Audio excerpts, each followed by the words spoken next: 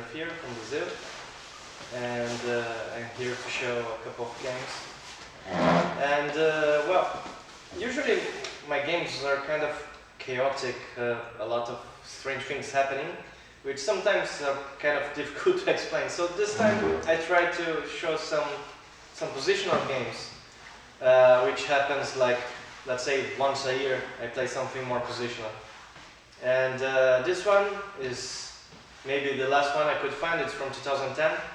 I played against a Spanish grandmaster called Homs Palisi in a tournament of Santos in Barcelona.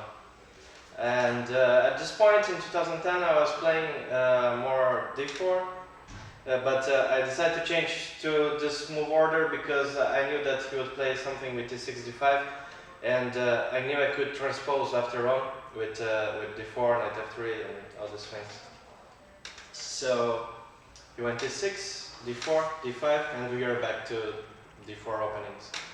So knight c3, and here he played bishop e7, which is a smart move order, let's say, because some people, they play knight f6 first, and after c takes d5, let me put the volume a bit down, he takes d5, and we enter in the same position, but here white has the option of playing with bishop g5. Actually, there is another game that I play bishop g5, and this position is a classical position played like thousands of times, and white can try to get some advantage with two plans, which are to play with knight e2, and to play with f3 afterwards, and e4 after castle, let's say f3, rook e1, e4. This is one of the old plans. Botvinnik was playing like this, for example. And there is another plan that is to go with knight f3 simply, and h3, and sometimes you can go something like knight e4, knight e5, and f4 to play for some attack, or sometimes to play with b4 and b5, the minority attack. So, but the thing is that if you play bishop e7 first on move 3, I cannot play this line with bishop g5 anymore, because let's say I take on d5, takes on d5, here, well, bishop g5 is simply not possible, and if I play knight f3, I cannot play the move order with bishop, with knight e2 anymore, and also he can still wait and move, play something like c6 or bishop f5, and at some point I will need to develop this c1 bishop before I play e3. If not, the bishop on c1 will be a bit silly. So I think it's a nice move, this bishop e7, and I went knight f3 here. So he went knight f6. Can you just go bishop f4 instead of g5? And yes, in any case you can play the line with bishop f4. For example, in the World Cup I played cd5, ed5, bishop f4 against Bakrut. And then usually black goes c6, e3, bishop f5, and it's another variation, which is also possible, it's also okay. But I think in this exchange variation of the orthodox, what most bothers black is the lines with bishop g5. Even if this line is quite interesting too, white can play with g4 and sometimes go with h4 also. Bishop e6 is actually the main move here. But okay, yes, it's quite playable too. But I went knight f3 here, and now that my knight is not going to e2 anymore, he went knight f6. And I went bishop f4. Here there is bishop g5 again, but well, it's another variation. Sometimes, for example, black can play with h6 first, and after bishop h4 goes something with knight e4 later on, and try to change on c3, try to change on e7, and it's a quite solid variation for black. So I went bishop f4, castle, and e3. So far everything is kind of normal, huh? Black playing at bd7. There are a couple of moves here. There are three main moves, which are c5. It's the most aggressive idea, let's say, already challenging white's center. There is b6 with idea of bishop b7, but not only bishop b7. There's also some variations where black can play something with d takes c4 and bishop a6. This is also another idea. And knight bd7 it's another move. So for example, if he goes c5, usually white takes. We go something like queen c2, knight c6, rook d1, queen a5, and a3. This is a normal variation. Black can play something with d takes c4 or bishop e7.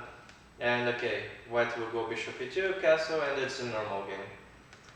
But at bd7, here white has the option of simply playing some developing move, like let's say bishop d3.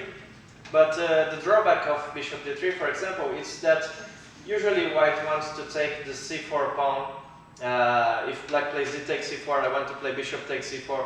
So I don't want to lose a tempo playing something like bishop e2 or bishop d3. So I want to play something useful and wait for black to take on c4, usually. And this is one way of playing. There is another interesting way of playing that I played a couple of times, is to play c5 simply. Now that the knight is on d7, c5 is more interesting because the knight has no good prospects. And black will usually try to play something with c6 and b6. So let's say this, h3, to avoid some kinds of knight h5. And then black can go b6 already, b4, a5, and a3. And white has a good space advantage. It's not easy for black to play e5, that would be the natural way of creating counterplay. But on the other hand, black's position has only one weakness, that is c6, and it's not easy to hit it. So black can simply play something like bishop b7 and queen c8 and bishop a6 to change these light squared bishops, and afterwards to play a takes b4 and to change the rooks on the a file and keep holding the position together. So this is a very solid way for black to play, and the position after c5 are usually more closed than the other lines. I played the third plan, that it's a bit different. That is to take on d5 first. So now I can develop my f1 bishop to d3, let's say, without losing this tempo of playing bishop takes c4 afterwards. And black takes with knight, which is usually the main answer, because for black the knight on d7 is not so well placed, let's say. It's interesting to change one of the knights, so the other knight can go to f6. And if white has some space advantage, for example, after b4 or something like that, it's also useful for black to change one more piece. So usually black takes with the knight, and then we have to take, and he takes d5. So we reached some kind of crossbar structure. Black still didn't play c6, would be the logical move of the, and we would enter exactly in the crossbar structure. But we already can draw some plans for both sides. So white's bishop is gonna be well on d3, and white will castle short usually and try to create something on the c file, and a4, b4, b5 is the usual plan. There is also some ideas with bishop d3, knight e5, and queen h5. For example, you can try to create some play on the king side, but it's not so easy to make it really work, because black has many ways to defend. Even with the knight going to f6, for example, it's hard to create something concrete on the king side. And in the other hand, black can try to play with knight f6, knight e4. The rook usually goes to e8, and there are two plans. We can play with c6 and try to hold the position together with a6 one day, which is kind of solid but a bit passive. Or black can play with c5, sometimes isolating the pawn and trying to create space for the pieces. And if white does nothing, black will go with c4 and b5 and try to push these pawns on the queen side. So there are some people here that play something like a3. a3 is a possible move in this position, exactly to avoid what happened in the game. But I thought what I played was an interesting idea here, which is to play bishop d3 directly, which is the most logical move, let's say. But there is one small drawback, that now black can give this check. And I don't want to bring my knight to d2, because if white plays knight d2, black can go c5 now, and I cannot take with the knight on d4 anymore. So, and if I take on c5, knight takes c5 is quite active. Black is already trying to go d4 quite quickly, and this bishop b4 check kind of disrupts the harmony of white's position. So I didn't want to go to knight g2 c5, which is also playable, but I think black equalizes quite comfortably. So I went king a2, which is a bit of an exotic move. But I thought something like this. Okay, the rooks are now connected. Instead of playing castle and rook c1, I can bring the rook directly to c1. And also, the center is kind of closed, let's say. I mean, he has this e-file, which is semi-open, but he cannot create any attack on my king like so quickly before he develops his pieces. So I thought at some point he needs to bring back this bishop from b4, and then I can bring my king to f1 and g1 back to safety.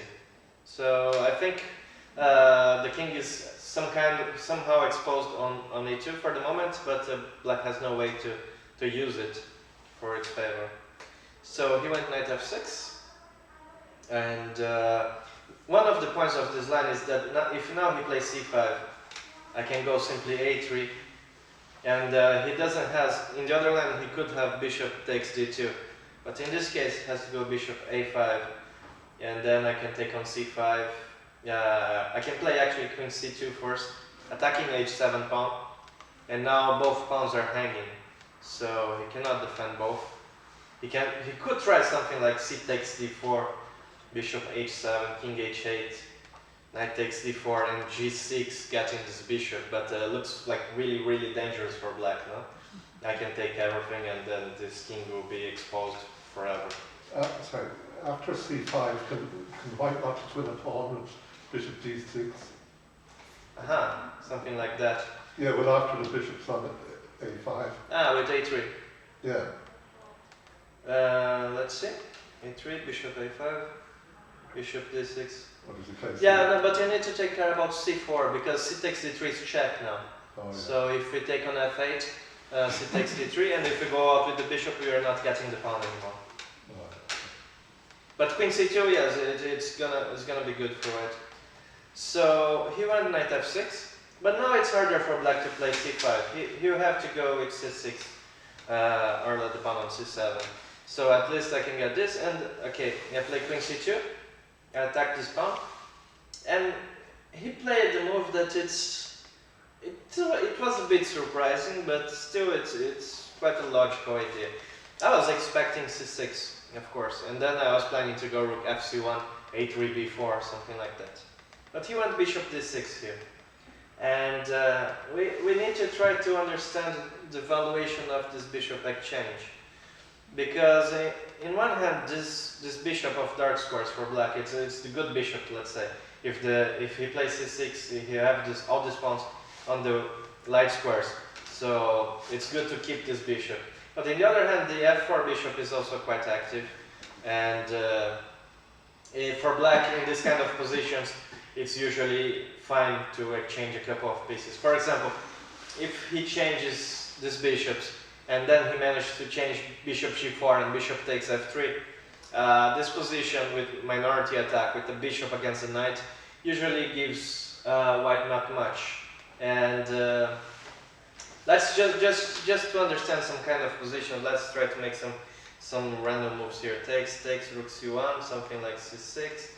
And then, I don't know, rook b1, bishop g4, here, takes. Just to understand the idea of the position. Let's say rook e8, I bring back the king. I don't know, h6, king g2, I bring the knight to d7. And I try to create some minority attack. But the point is when white goes b5, in this position with the bishop against the knight, usually black can go c5 here. And white's idea is normally to exchange these pawns and play against this isolated pawn on d5. But the point is, since we don't have this knight anymore, we cannot bring a knight to d4, which would be by far the best square to blockade the d5 pawn. So it's really possible that black one day will manage to play d4 and equalize completely the position. So this is, well, one of the small subtleties of this kind of structure. So I decided, okay, if you want to change, I can change on these bishops, but on my terms, I go bishop e5 here. And first of all, I'm threatening to play bishop takes f6 and get this pawn on h7. So this is one thing.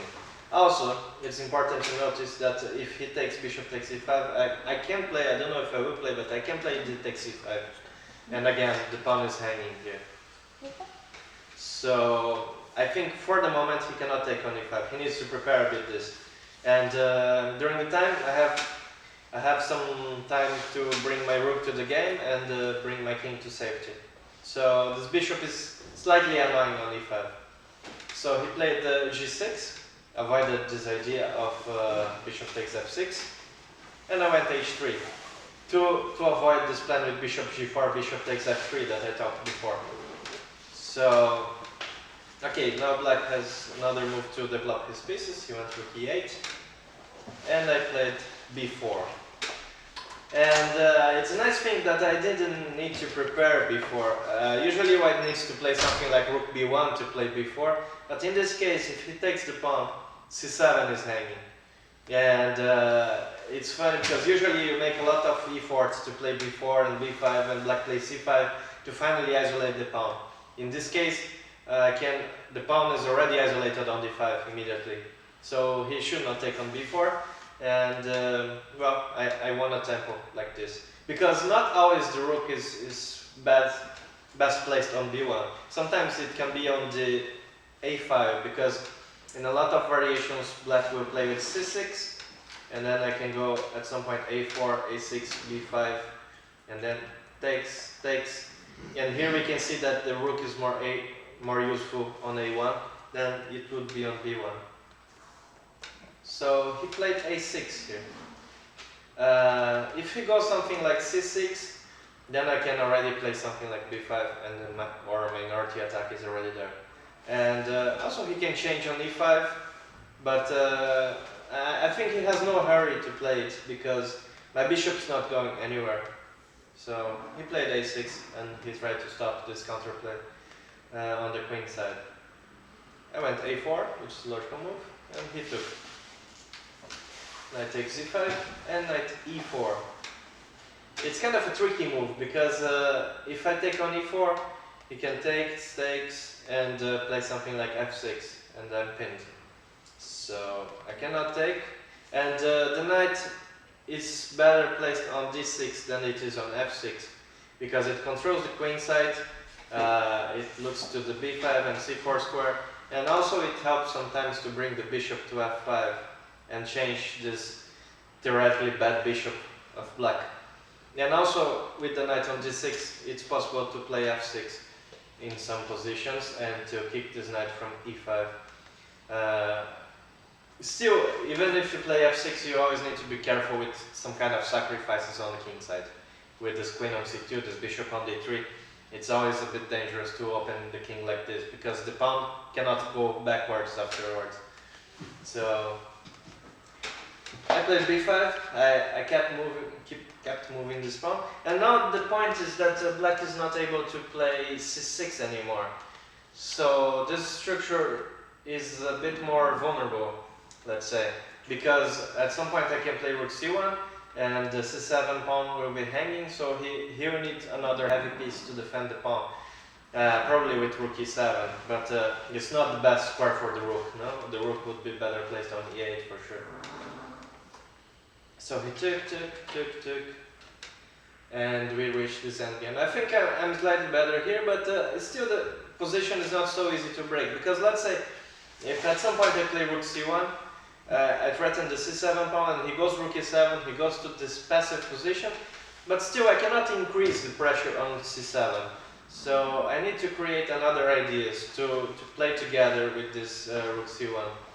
So another possible idea for white would be to try to bring this rook to a8 to create some threats on the last rank.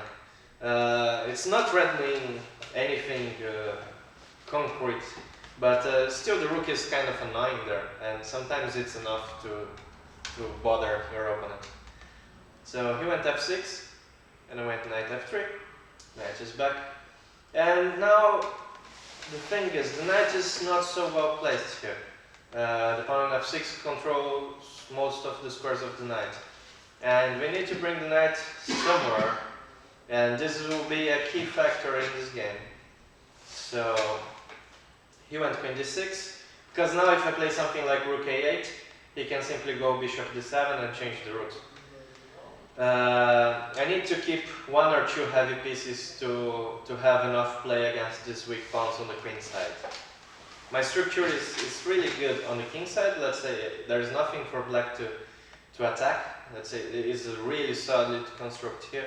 But still, I need some pieces to create attack on black's targets. So I went rook c1, rook e7. I didn't want to change the rooks with rook a8 and queen a2.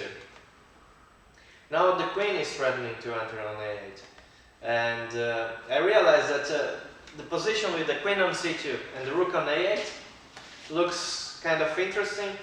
But if I change the spaces, if I bring the rook to the c file and the queen to the a file, I have a really nice square for the queen, that is b8.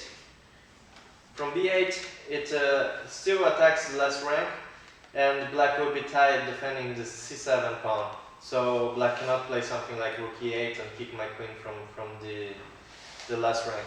So the queen will be quietly well placed there. So that's why I went queen a2. He went king g7 because, well, at some point I can try to take on e4 and break, and black cannot play d takes e4, so king g7 is a logical move. Also, after queen a8, he can go away with the bishop now. So I played queen a8 anyway. And the problem is that if he goes out bishop d7 or bishop e6, the b7 pawn is hanging. So he needs to go back. And then I played king f1. Finally, after let's say 20 moves, my king stayed on e2. But as you see, the play was all on the queen side, and never my king on e2 felt vulnerable. No? So I was okay with the king there, but now that black's position is kind of tight, he cannot go out with the bishop, he cannot go out with the queen, the rook has no place to go, and the knight is already in the best square it can be. So now I'm in no hurry to keep improving my pieces. I can go slowly. So here went knight d6, well, protecting c8 and b7, no? And queen b8. Finally the queen reached the desired square. He went knight f7. He's basically just waiting, and now he defended the queen on d8 also. So he can eventually play something like b6 and bishop somewhere. Bishop e6, let's say. But still, even if he does this, even if he plays something like bishop b6 and bishop e6, I can still play something like queen b7 and keep the position together. Black has no active plan. You just need to be careful, because sometimes there is some stuff, some funny stuff. For example, let's say if I just wait a bit, just to see black's idea, plays something like king g1, he plays b6, and then let's say I bring the knight to d2, he plays bishop e6, trying to change, and then I decide to keep the queens. And here is problematic because black has c5, and well, if black can play c5 and c4, the c7 target is gone, and I cannot take en passant because the queen is hanging. So I need to be careful with this too. So I went. What did I do? Just a second. I played all these moves. I played knight e1. Yeah, but it's different. I realize that now. Now my king is quite safe. The bishop has no good place to go. The rook and the queen is optimized. So I need to bring my last piece to the game, which is knight on f3, which is doing nothing. So now that b6 is played, I want to bring my knight to one of these nice squares here, which are weak now. So the only place to reach this position is to go to b4, and from b4 I can go via c2 and c2 e1. So I think knight e1 is more interesting than knight d2, knight b3, because now with the pawn on b6, the knight on b3 would be hitting two squares which are defended. So I play knight e1. And well, I realized that if he goes something like bishop e6, I won't play queen b7, I will just change the queens. And I will go knight c2. And I can keep the pressure like slowly. Let's say he plays something like king f7, I go knight b4. And the knight is really well placed here. It attacks d5, it can go to a6 to c6, and the rook now can enter on the a5. I can improve my rook. It has 2 nice squares there, and it slowly will improve my position. One day I can go something like f3 and e4, and black's doomed to a passive defense. So still, I think it was not worse than what he did in the game, because he played queen d7, and it's like obvious that it's not an ideal setup, no? Because the queen is not doing much on d7. The bishop on c8, it's also doing nothing, and it cannot go out. So I think if I was black, I would try to change the queens at least to make the pressure slightly lighter. So knight c2, I have my plan. Knight d6. And well, he's not threatening to take the pawn on b5, because I can take on b5 and take the bishop on c8. So he could try to go something like rook e8, but if I go out with the knight, the pawn on c7 will be hanging, so the rook is tied to the defense of the c7 pawn. So that's what I did. And now I'm threatening something like knight a6, which is really annoying now, because you cannot take on a6 because this pawn will simply promote. And if I bring one more piece to the attack, he can still try to go knight e8 and tie one more piece to the defense. But one day this defense setup is not solid enough to resist forever. I don't know exactly how can I break this, but one day it will be problematic. Also, I'm threatening the pawn on d5 now, which is important. For example, knight e8, knight takes d5 is already enough. But even if I go something like knight a6, black's position will not alter, I guess. So he went bishop b7, and I finally went knight a6, and now black has big problems. Still, he cannot play knight takes b5 because I can take on b7. And otherwise I will just take the pawn on c7. So it's, let's say, mission complete. He went queen e8, I took, he took. And this is a funny position because, okay, of course, the natural idea for white is to take rook takes c7, king f8. So took, and now knight takes b8, king takes c7, and I have this pawn up, and I can bring the knight back via a6. But for a long time I was wondering if I could not simply play rook takes h7 here. And the point is entering in rook takes h8, rook h8 simply. If he goes king g8, then I can take the queen, and I got 2 pawns instead of 1, and the king will be far away on h7. So he has a couple of squares available for the queen. He cannot take on a6 because anyway rook h8. So if he goes here, here, here, or here, I have check. So the only available square for the queen is a7, but now he's pinned, and the queen has no squares to go from there. But in the other hand, I have a queen for a rook, which is not enough usually. But I was wondering if somehow I could dominate his position in a way that he could not go away, like never, like something like rook d7, let's say. And when the knight goes away, I play something like rook c7, and I keep improving my position on the king side. But one day he'll manage to untie. Let's say he'll play even something like queen a8 already, and queen e8, and it's not enough. It's a beautiful idea, but it simply doesn't work. So I went for simple chess, which sometimes is the best. Takes. And now, okay, the second phase of our plan is complete. We managed to get the c7 pawn. We are a pawn up, and now we need to think about what to do next. So, what can we do here? Improve the king. Improve the king, yeah, this is one idea. What else?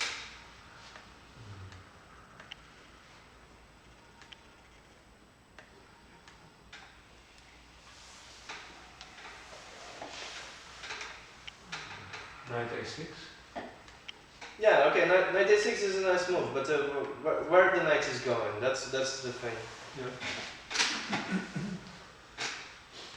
Well, you could try to tie him down by pressurizing the d pawn. Yeah, that's and nice. then try play f3, e4. Exactly. So I realized that to play f3, e4, which is a quite nice idea, because my king would be really well placed on e3, my knight would be best placed on c3, where it creates some pressure on d5 and defends the e4 square. So how to go there? a6, b4, a2, c3. So I start to come back. Knight b4, knight a2, f3, and knight c3.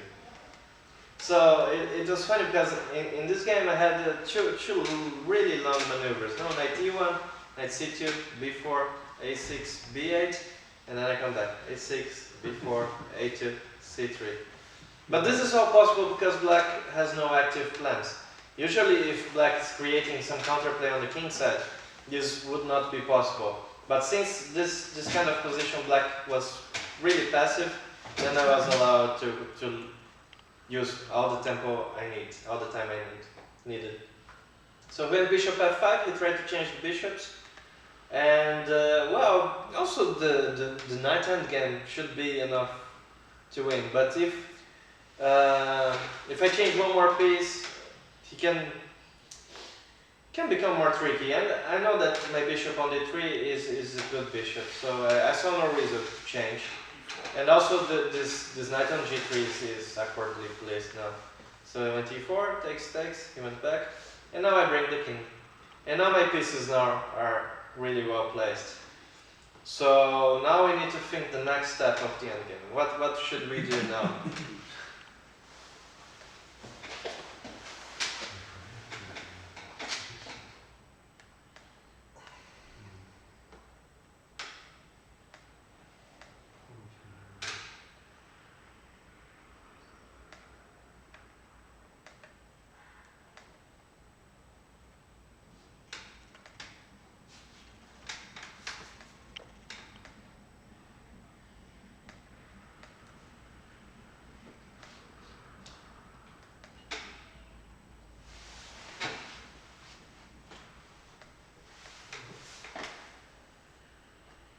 You can attack the pawn on b6, this knight. Yeah, Knight a4. that's one idea. But okay, in the long run, I mean, we can threaten the b6 pawn with just one piece, and black has one piece to defend it, so we cannot increase the pressure. Of course, knight a4, it's a nice idea, but because it brings the king to c7, and the king on c7 is more far away from the center, but the action has to be on the center. We need to try to push d5 or e5 to get more space and push the pieces. But after that you can play d5. Yes. Now we have a nice plan. But what about g4, g5 to create two passes? another nice idea. So I think we did enough on the queen side, and now we have to focus our pieces on the king side and the center. But we need to see that we need to judge how much counterplay we can give black. No, because if we go g4, g5, black will take on g5, and now we can push the central pawns. But in the other hand, he's taking on h3. And then we need to start to count. No? At some point we go e5, d5, e6. At some point black will need to sacrifice a piece for these pawns. But in the other hand, black will keep like 3 pawns on the king side.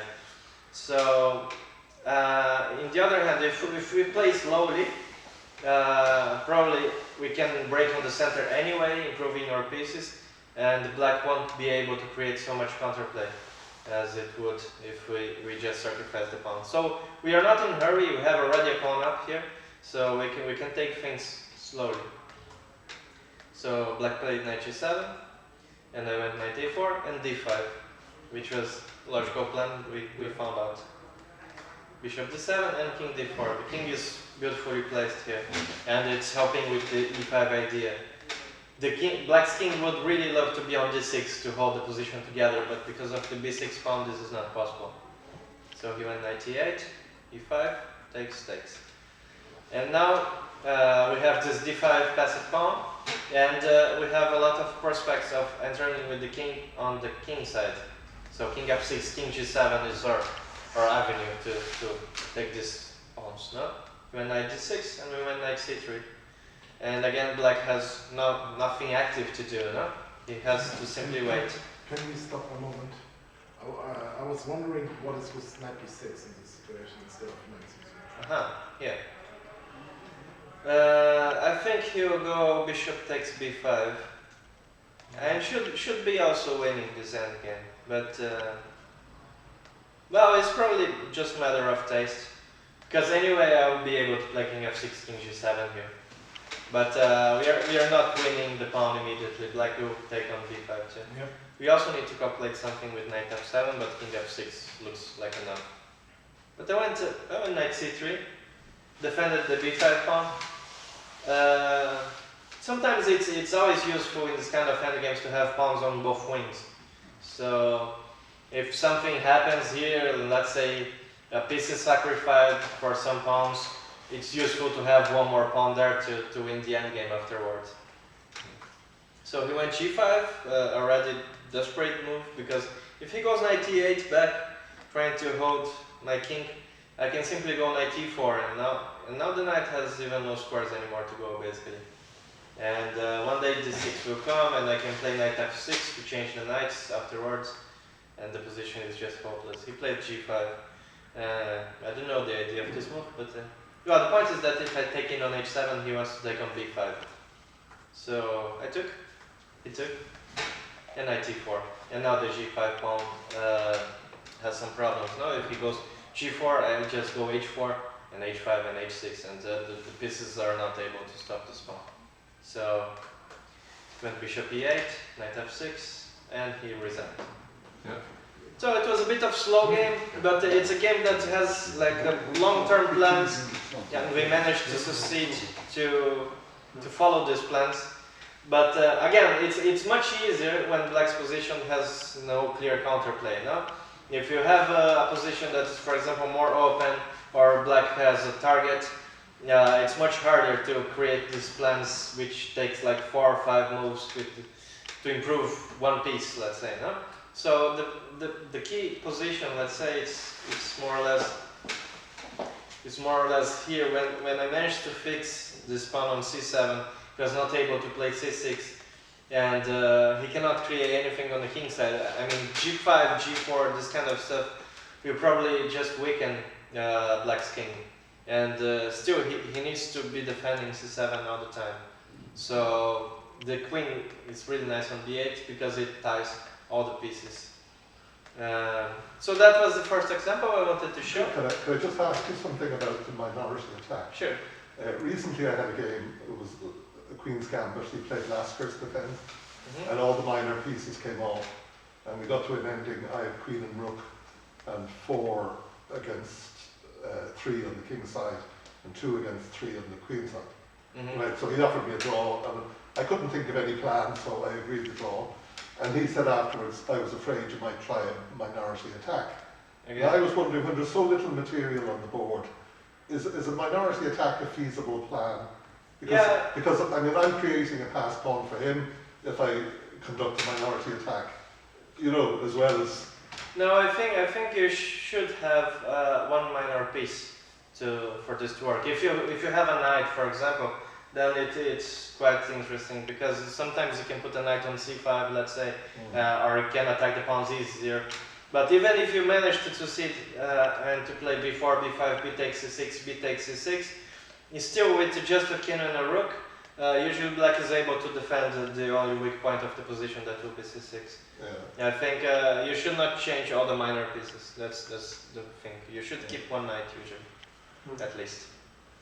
So let's go with the second example, which was kind of similar, and it was in the Georgian League, which was one of the times I played Georgian League, and it was against an ex-grandmaster. It's kind of weird start. he's not a grandmaster anymore. No, you could lose the title. Yeah, he lost his title. It wasn't Rouse's, no. So, Can you tell why he lost his title? wow, it was a kind of complicated story. I prefer to let you guys search it if you want. But okay, I went d4, and again we got more or less the same structure. So I'm showing this game because it has a lot of similarities with the other game which we saw. And this time he went the order with knight f6. And it was again a strange order because most of the people that they play knight f6 e6 against knight c3 they want to play the ninja. So if you want to play the orthodox, I don't know why you don't start with d5. But anyway, it doesn't make much difference because I was like pre-moving all these first moves. So now I took knight takes d5 is also a really reasonable move. The semi-Tahash. And knight f3 takes, bishop b4, bishop d2 takes, castle. And well, we have a central pawn, and black has one more pawn on the wing, which doesn't mean much right now because we have a lot of pieces on the board. But black will put all the pieces holding the center together. The bishop usually goes to b7. The knight goes to d7, the rook goes to the center, and black waits. And it's a hard position to create something with white. Sometimes white will bring the bishop to c4, and then castle, bring the rooks.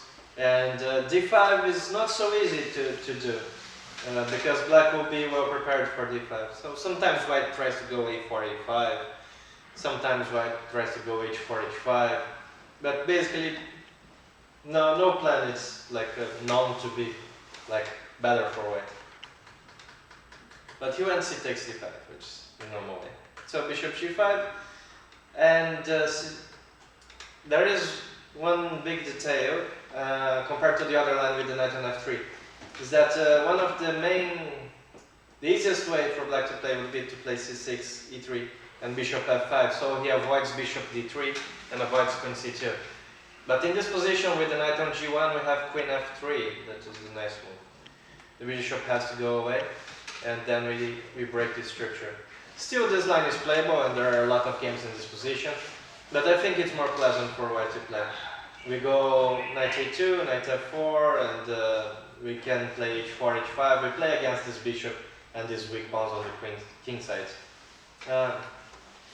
So that's why he played bishop e7. So e3, castle. Just a second, can you take a couple of photos?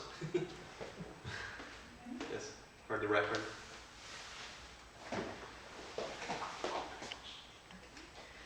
He went c6, queen c2, knight b d7, and here I was able to play knight e2 if I wanted, like the Tivnik way of play. It's funny because I have a game that I played knight e2, I played castle, and I bring the rook to e1.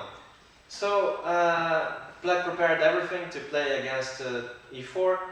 So I decided to go knight c1, knight b3, and to play on the queen side. I changed something on f6, I played knight c5, and I decided to change. My rook from e1 came back to b1, and I played with b4 afterwards, and I changed the plans. But I think knight f3 is more interesting. I like more knight f3 than knight e2, but of course it's a matter of taste.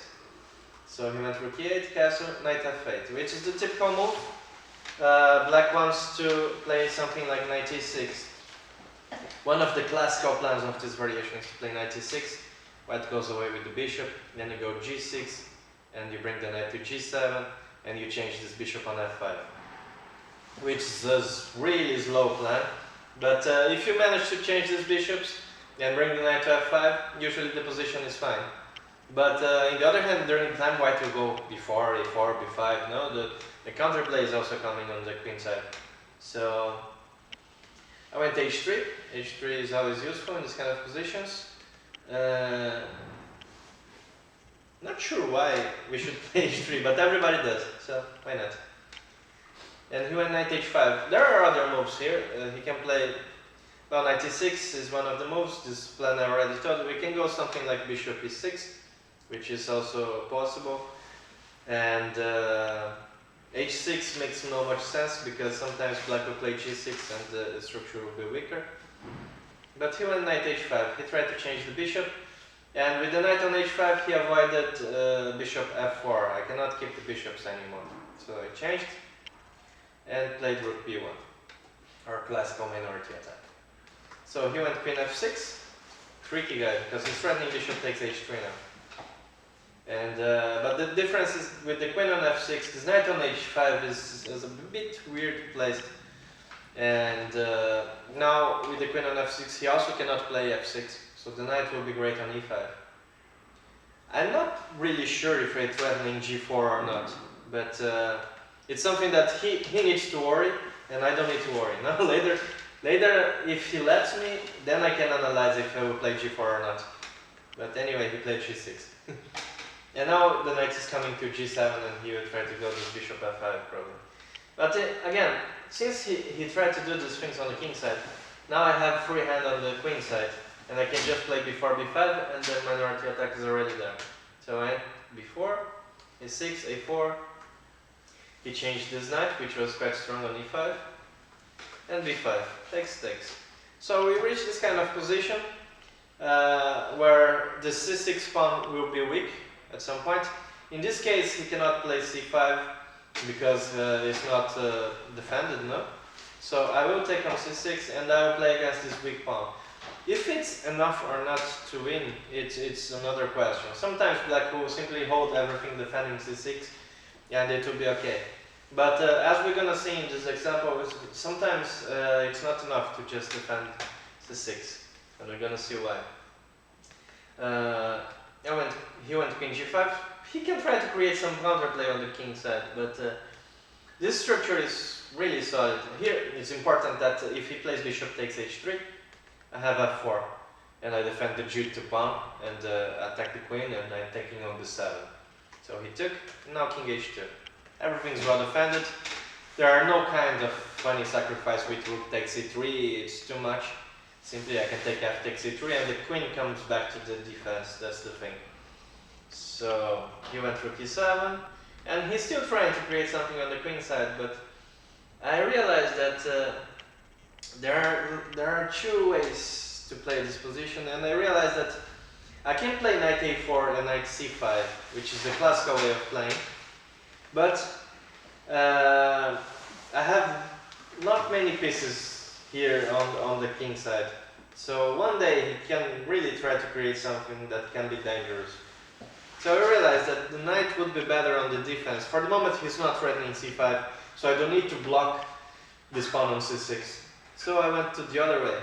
Knight a2, knight g1, and knight f3. And now everything is safe. He doesn't have bishop takes h3 because I take with the king. And well, now all his pieces basically are doing nothing there. So the position is holding together for white. And now I can start to invade the queen side. So he went queen d6, I bring back my king. f6 to avoid knight e5. Again, the other knight on e5 would be also good. So rook c1, knight g7. The knight was doing nothing on h5 basically. And rook b6. I have a lot of pressure on the c6 pawn, but still it has a lot of pieces that can defend the pawn. So it's not enough for the moment. But it's enough to tie him to a passive defense. That's what I wanted. So he went knight e6, queen b2, rook c8. And now again I bring the knight to d3, where it can go to c5. And since now black pieces are not on the king side anymore, my knight on f3 doesn't need to be there again. So again, this long maneuvers with the knight. No, I went knight c3, e2, g1, f3, e1, d3. No, but since black's position is passive, we are allowed to do this kind of things. So king g7 he played, knight d3, and queen b4. I realized that the queen is a good defender of not only of the c6 pawn, but also the dark squares. The dark squares are much weaker if we change the queens. So So we changed, and now c6 is threatened. He has to go knight d8. And okay, again, we can think now that white has 4 pieces, black has 4 pieces, all our pieces can attack the pawn, all the pieces can defend the pawn. So it's not enough. So we need to improve the position a bit further. I went rook b8, knight e6, bishop c8. This is a plan that I was quite proud of. Because I realized that the bishop on a6 was not doing much. And I realized that in the other diagonal it would be beautifully placed. He has to go knight f8. He should not let me change the bishop for the knight, because then my knight will be a monster on c5. So he needs to keep the knight. That's why he went knight f8. But now I can control this knight on f8, because it cannot go to e6 and d7. And I played rook c2. There is one idea behind this move, that sometimes the rook is defended if some weird tactics happen. But it was like something that I just felt that I could play since black is doing nothing. It's not really necessary to play rook c2. But bishop c4 is a funny idea. I want to make him to play h5 and weaken a bit the king side. So later it will be important afterward. He went and I came back. King g7, he's waiting, and now h4.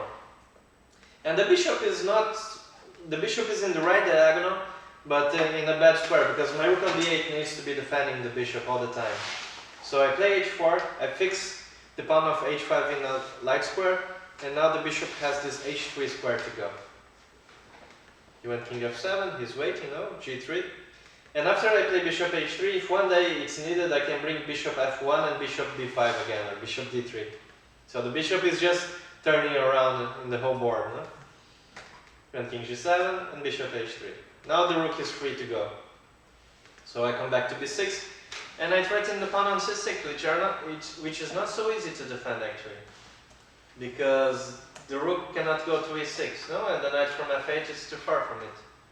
So he has big problems now. So it was a whole plan of kind of domination, no? He could not move his pieces. And the idea of bishop c8 and bishop h3 was really nice. I played this bishop g4 that was tricky, and now the position starts to collapse. It still is not so easy, because we're gonna change a lot of pieces after I take on c6, no? So he went f5, and we take, and rook d7. So we managed to win material, the same thing of the last game, no? We managed to take the c-pawn, but still black's position is solid, and now we need to reroute our pieces to another goal. So the bishop needs to be rerouted somewhere, needs to go to a better place, but mostly our most important piece right now is the king. The king has to enter on the dark squares somewhere, using the fact that all the pawns of black are in the light squares, no? It has a lot of holes on e5, c5, g5. So we don't need to hurry anymore. We have already a pawn up, and black has no quick counter play. So I'm at bishop f1, knight h7, bishop a6, and knight f6.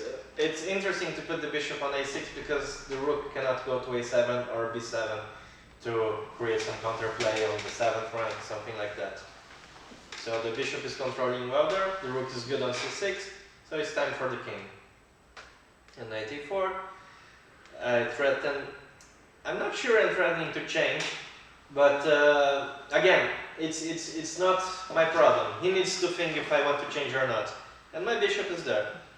So also it's interesting because it defends the c2 square. So if, for example, rook b2 comes, I can play rook c2. And I guess because of the weak squares, we are able to change the rooks and win the endgame. So king f3, went rook b2 and rook c2. And my plan is easy. I just want to go king f4 and to play f3. The knight needs to go away. And then at some point I give some check on c6 if the king is on f6, and I bring my king to g5, which will be probably enough to win. So he changed. And now, okay, we have another transformation of the position. Well, we can never bother the king on a dark square. That's the thing. For example, if his king is on d6 or if his king is on f6, it's really hard to kick it from there because I don't have a rook anymore. But in the other hand, also without the rooks, my king is much more free to go. And also, it's important that now in this position, all the pawn endgames are going to be winning because I have a pawn up front. So he played knight c3, has to go away. I came back with the king, and I played f3. Now I control e4, and I plan to go, if for example, if he tries to go far away with the king, let's say to c6, to b5, I have g4 ideas, no? That's why f3 is interesting. And it weakens my structure, but on the other hand, it's impossible for him to attack the e3 pawn, because my bishop is controlling really well the knight. So now it's time to bring the king to the action, no? So knight b5, bishop b3. I tie one piece to the defense of the d5 pawn. Knight c7, king f2, king e2, bishop a4 is nice. Now the king cannot go to c6, the knight cannot go to b5, the knight cannot go to e8, and the bishop can go to e8 in some lines. If he goes away with the knight, I can bring bishop e8 and to try to take the pawn on g6. So he went king d7, king, bishop c6, again attacking one of the pawns. Knight c7, king c3, I come back, king b3, and king... I wanted to say king b4, but king b4, king d6. I wanted to go king b3 because of king d6, king b4. And now he has to go away with one of the pieces. He cannot play king e7 anymore because of king c5. And if he goes away with the knight, I go bishop e8. So he decided to immediately go knight e6. But now I attack the pawn. And again, if knight c7, I go king b4, king d6, bishop a4. And this is the Zug's one position. I even have the shirt. And here black is just lost because he needs to give some move. For example, knight e6, bishop e8, knight f8, and bishop f7. This is a nice domination. The knight cannot move, the king cannot move, and I start to bring the king, and black is hopeless. So he went knight e6, bishop c6, and king d6. But again, it will be the same thing, you know? Bishop e8, knight f8, king, bishop f7, and he's totally locked. So he tried to go g5, but here I could take the pawn on h5, it's probably winning, but then you need to take care about she takes h4, she takes h4, and f4. It can be a bit tricky now. For example, king c3 takes on e3, king d3, it has knight f4. And if I break all the pawns, it's getting harder and harder to win the position. Probably I need to take care, because even this, I cannot take on e6 because of e2. So it's better I have already a pawn up, so it's better to close all the counterplay. And now it's sad, no, because he takes, and knight g7, and bishop f7. And again, the knight has no squares to go. He's tied to the defense of h5 pawn. King is tied to defend the d5 pawn, and my king can just enter. So he just resigned. So again, another example of a minority attack. Again, I managed to hold black's counterplay on the king side, playing this nice maneuver of knight e2, knight g1. And afterwards, I changed the queens, which was quite important, because the dark squares were weakened after this. And a lot of patience, to improve the pieces. Sometimes you even don't need to play a move that is doing something, but you just keep playing, slowly improving something. And the point is that it's hard for black to have patience to defend this position, these passive positions, no? Players are much better defending positions where there are counterplay. So if black has nothing to do, usually people go crazy at some point. So it's a bit different games from my usual style, but once a year I play something positional like that. So I hope you all enjoyed, and that's it for today. Can I close?